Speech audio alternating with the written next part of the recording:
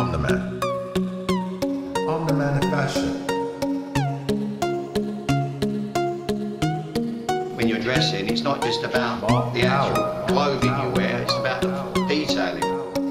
So the accessorising, you know, the sort of cufflinks you might wear, the watch and chain. I mean, for example, on what I'm wearing, if it wasn't for, these are the little bits that you pick up, even the hanky, they're the subtleties that make the overall thing look great. Make the outfit complete, and they are vital, which is what really a lot of younger guys haven't really quite got yet. I think that's just the other thing that comes from experience. But Zach is quite exceptional in that sense. Being a lot younger guy, he has already got quite a good power of knowledge of how to put colours together and coordinate and accessorise, which generally doesn't come to a lot of men till they get a bit older, in all fairness.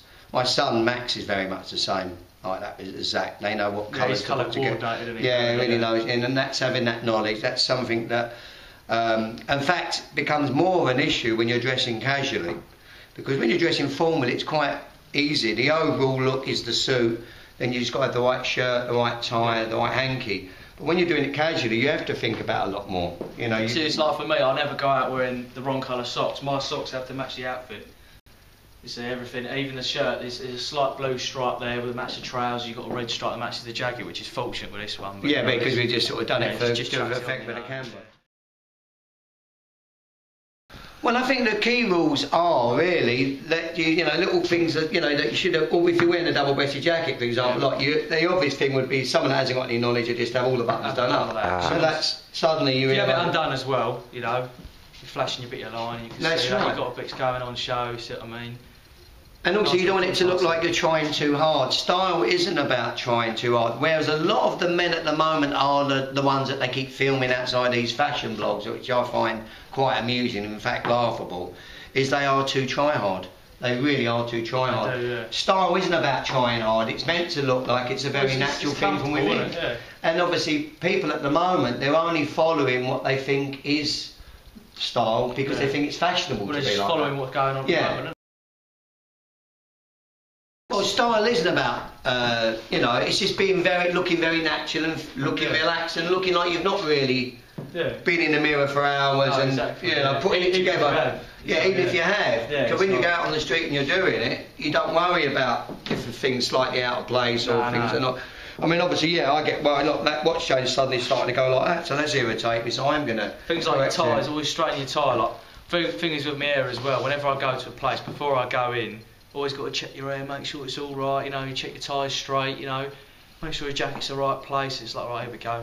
Slap some nice birds in here or something, go in, make sure you look, on point, not just for the birds, but just, it's just a bit of everything.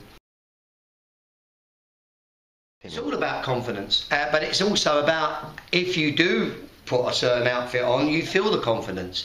But that's knowing in yourself that you do look great.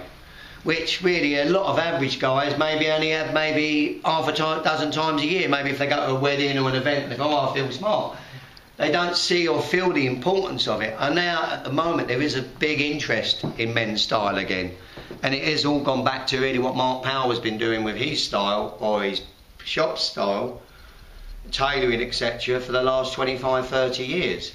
And I think that's another important thing that we need to accept, that this is the moment when really it's another moment from what my thing's all about. Oh yeah, definitely. But the point is, it's educating people to realise that style is something that has to come a little bit from within, and confidence is something that goes with that. So the attitude. For example, when I was looking at a bit of your film earlier on, there was one of the chaps on there. He was wearing the sheepskin coat, whatever, but he looked brilliant because he had a natural attitude and confidence. Without being patronising, the average black guy, when he does do a bit of style, does have that more on a natural level, and they do feel more about their appearance. What's happened in England, really, is that it used to be very much the working class boys from the 60s onwards that really did embrace the power of dress as an essential to feel good. The thing that we have to get across and get on point today is the importance of individuality within style. So you have to try to develop your own individual take on style. Whether it be a 60s vibe of what young Zach's doing here, or whether it be what I'm wearing, which is very sort of classic Mark Powell, which I've done over the last, like 20, 30 years. This is obviously you know, very classic sort of suit. But it is very Mark Powell. But this is as well. There has to be different diversities within a style, not just...